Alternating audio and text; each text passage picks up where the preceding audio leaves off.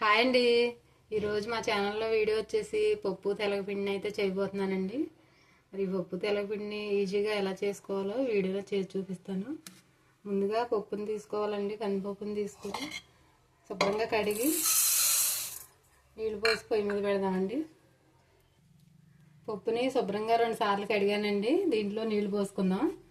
దీనికి కొలత ఏం లేదండి, నీళ్లు తగినన్ని పోసుకుని స్టవ్ మీద పెట్టుకుందాం. స్టవ్ ఆన్ చేసి బాండీ పెట్టుకుందామండి. ఒక 50% ఉడికిద్దామండి.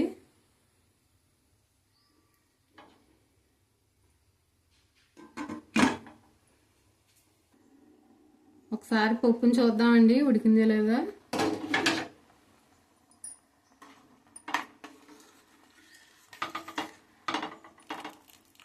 ఒక 50% ఉడికిందండి పప్పు.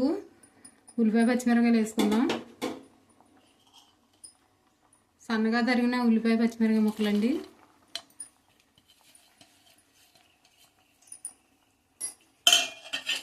ఇందులోనే 7-8 ఎల్లుల్లిపాయ రెబ్బలు ఇలా ఒలుసుకుని వేసుకోవాలి. చిటికెడు పసుపు వేసుకుందామండి. కొద్దిగా కారం వేసుకుందాం. ఒకసారి కలిపేసుకుని ఒక 2 నిమిషాలు ఉడకనిద్దామండి.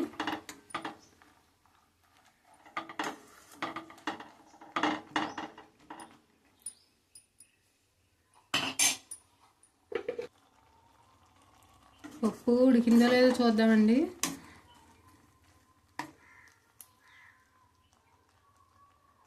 పప్పు ఇలాగా పలుగ్గా ఉడికితే సరిపోతుందండి, మలపప్పు కదా.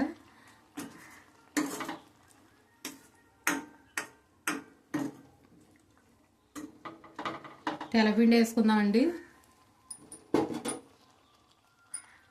రుచికి సరిపడిన ఉప్పు వేసుకుందామండి.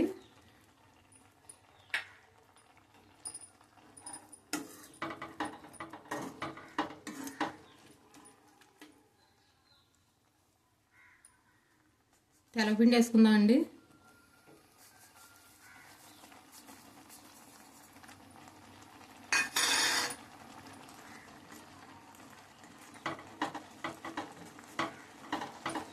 ఒకసారి బాగా కలిపేసుకుందాం.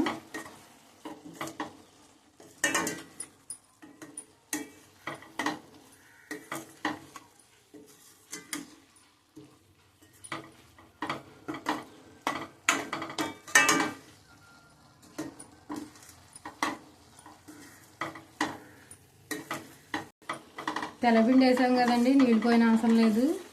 ఈ ఉన్న నీరుతోనే మగ్గిపోద్దండి. తాలింపు పెట్టుకుందాం.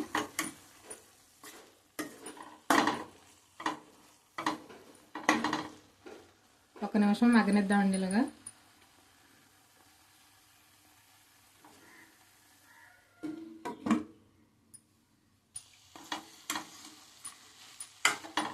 మనం వేసిన తెల్లపిండి కూడా మగ్గిపోయిందండి. దించేసి తాలింపు పెట్టుకుందాం.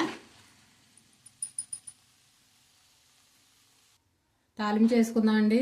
బండి పెట్టుకుందాం.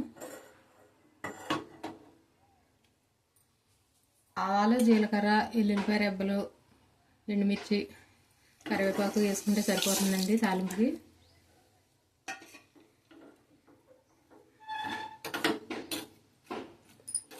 ఈ పొడిపప్పుకి మనకు వెల్లుల్లిపాయ రెబ్బలు ఎక్కువ ఉంటేనే బాగుంటుందండి.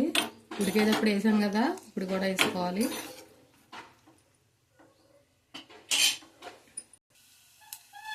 ఒక 2 రెమ్మలు కరివేపాకు వేసుకుందామండి.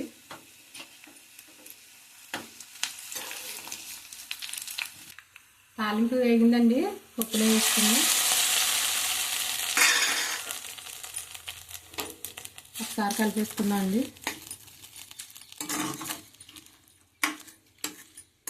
ఇంతేనండి, తెల్లపిండి పప్పు రెడీ అయిపోయింది. ఈ వీడియో కనుక మీకు నచ్చినట్లయితే లైక్ చేయండి, షేర్ చేయండి, సబ్స్క్రైబ్ చేసుకోండి. మరొక మంచి వీడియోతో మళ్ళీ కలుద్దాం.